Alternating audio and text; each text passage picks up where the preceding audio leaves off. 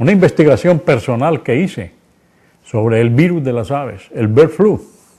Y yo me preguntaba, ¿cómo es posible que un virus que afecte a las aves le vaya a afectar al ser humano? Pues mis investigaciones que pude hacer a través de la internet me llevó a concluir que el puente entre las aves y el ser humano, ese puente es el cerdo.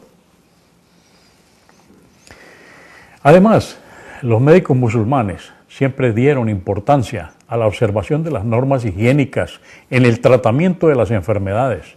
Los hospitales árabes, dice Gustave Le Bon, fueron construidos bajo condiciones que, desde el punto de vista higiénico, fueron mucho mejores que nuestros hospitales hoy en día. Eran enormes y en ellos circulaban libremente el aire y el agua. Vamos a recordar que el término cuarentena, o sea, cuando vamos a suponer en un aeropuerto se detectan personas que llegan con alguna enfermedad y a ellos no se les deja mezclar con el resto de la población hasta que sanan de esa enfermedad. Eso se llama cuarentena. Eso fue un invento de los médicos musulmanes. Los aforismos de la escuela de Salerno contienen muchas instrucciones muy valiosas sobre la higiene. Sabemos que esta escuela, Salerno, repito, que fue considerada durante mucho tiempo como la mejor de Europa, debe su reputación a los árabes. Ahora hablemos de la literatura. Probablemente uno de los logros más notables de la mente musulmana fue su contribución al pensamiento filosófico. En comparación, la influencia sobre la literatura fue menos espectacular. Sin embargo, en una cierta esfera desempeñó un papel decisivo. Hay que considerar el nacimiento de la poesía lírica moderna en Europa. Esto se puede fijar con bastante precisión con respecto al tiempo y al lugar. Apareciendo casi simultáneamente en España y Francia a principios del siglo XII. Luego se extendió a Italia y al resto de Europa. Los romances españoles y las trovas provenzales son sus primeras formas de expresión.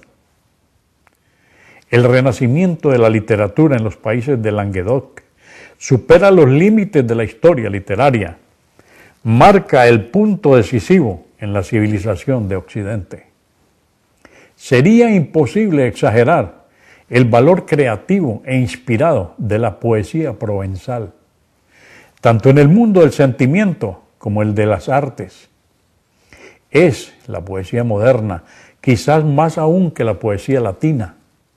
Sin ella no hay ninguna explicación para la poesía italiana ni para la española, ni para los trovadores alemanes y desde luego mucho menos para la poesía cortesana del norte de Francia. Pero, ¿qué es exactamente la canción de los trovadores? El trabajo de Julián y de Ramón Menéndez Pidal y los estudios de R. Nicol muestra sin duda alguna que la poesía de los trovadores, con sus grandes cambios en el modo de pensar y de sentir de Occidente, deriva directamente de la poesía popular árabe andaluza. Las últimas investigaciones de la nueva escuela española de historia, han establecido entre la poesía lírica andaluza, cuyos primeros ejemplos aparecieron a finales del siglo XIV, y la poesía lírica provenzal, unos paralelos tan claros y una analogía tan obvia que es imposible explicarlas sin admitir la influencia decisiva de la una sobre la otra. Esta forma de poesía apareció en Andalucía en el siglo IX o siglo IX, en el popular Sergel, con Z, Sergel. Esto representa uno de los más atractivos resultados de la fusión de dos civilizaciones, la árabe y el romance. El notable trabajo de Asim Palacios sobre el origen musulmán de la Divina Comedia. ¿Cuántos conocemos y recordamos la Divina Comedia del Dante Alighieri? Ha demostrado la influencia que ejerció sobre Dante, el gran místico Muhyiddin Ibn Arabi y el poeta ciego Abdullah al-Mahari. La novela filosófica de Ibn Turfail, entre paréntesis Ay Ibn Yaksan, El viviente, hijo del vigilante, entre paréntesis, traducida al latín por Edgar Pocock, el joven, en 1671, y después a la mayoría de las lenguas europeas. Inspiró a Daniel Defoe y le sirvió como modelo para su obra Robinson Crusoe. ¿Quién no conoce la obra de Robinson Crusoe? La historia de aquel hombre que quedó solitario en una isla y él tuvo que adaptarse para sobrevivir al conocimiento de las aguas, de los animales, de las plantas. Adaptó métodos de supervivencia fabulosos y esta obra de Robinson Crusoe es conocida en todos los idiomas, en todos los países y es una de las obras para la literatura infantil muy linda. A mí personalmente me sirvió mucho para estimar la capacidad de sobrevivencia del ser humano. Ibn Hazm, una de las mentes más brillantes de la España musulmana, ejerció una influencia constante sobre la literatura occidental. Fue un escritor muy prolífico, escribió varias fábulas, cuentos y apologías que a partir del siglo XIII se extendieron por toda Europa.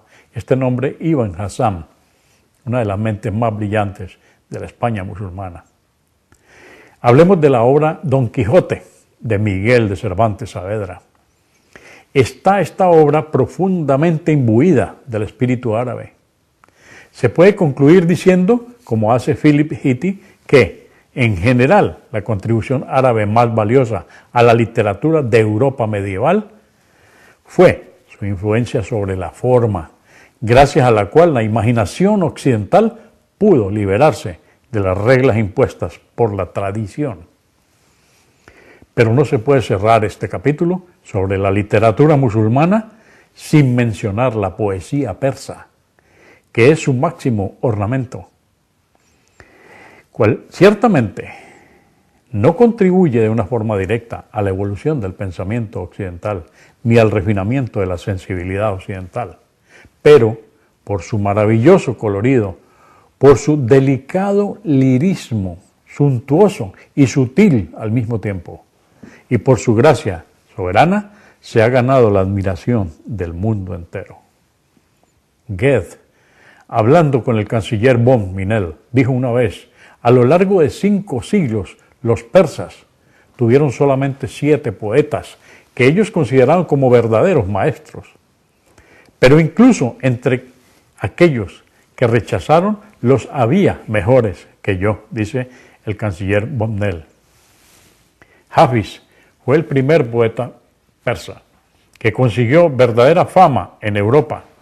Fue el orientalista alemán von Hammer-Purgstall quien tuvo el honor de introducir al maestro de los ghazals, o sea, los poemas líricos, a los lectores occidentales. Su traducción de toda la colección de poemas de Hafiz apareció en el año 1812-1813. La verdad es que al principio solo trajo la atención de un limitado círculo de literatos, pero fue completamente diferente cuando Goethe publicó su colección de poemas llamados Westfälischer Divan en 1819. La colección de poemas de Hafiz fue traducida de manera parcial o en su totalidad a todas las lenguas europeas, pero la fama de Hafiz, como la de todos los demás poetas de Oriente y Occidente, fue superada por el renombre mundial de Omar Khayyam. Omar Khayyam. Ojalá este nombre de Omar Khayyam también lo investiguen ustedes, amables oyentes. Él es verdaderamente uno de los poetas más leídos en los 2 hemisferios, tanto el oriental como el occidental. Existen por lo menos 12 traducciones del Rubaiyat en francés, así como varias en inglés, alemán, ruso, italiano, español, danés, húngaro y turco. Se puede hablar, con razón, de un verdadero culto al poeta en los países